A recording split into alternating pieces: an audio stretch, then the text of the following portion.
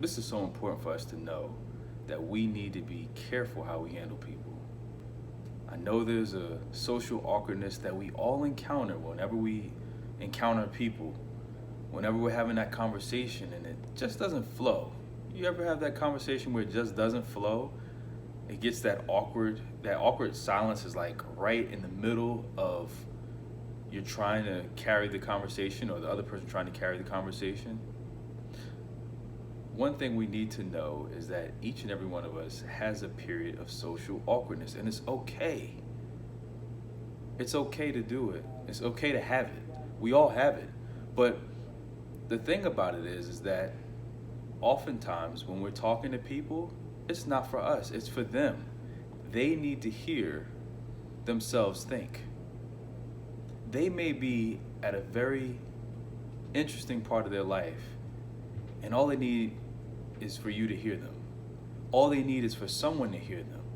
But if we are ending conversations early, or if we're cutting people off and not listening, we have two ears and one mouth. But oftentimes, we are also guilty of speaking twice as much as we hear, even though we have two ears and one mouth. That person that you may have cut off in conversation, they may have been so close to ending their life last night or today. That's why it's so important for you to be able to listen, hear them out. They're crying out, but they're not crying. That's the way our society is conditioning us to be.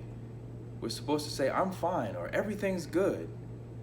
If someone doesn't take time to listen to us, we'll all believe the lie that we're all trying to portray. Everything's just fine, but I lost a parent last night. Everything is fine, but I got a bad diagnosis from the doctor. Everything's cool, but I don't want to live no more.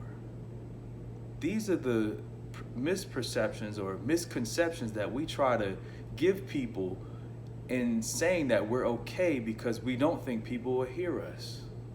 We have to be careful how we handle people.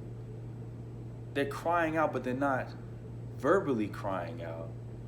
They're spiritually crying out. And that's why it takes for us to be spiritually strong to pick up on that and stop and pray for them, or stop and give them an encouraging word, or stop and just listen.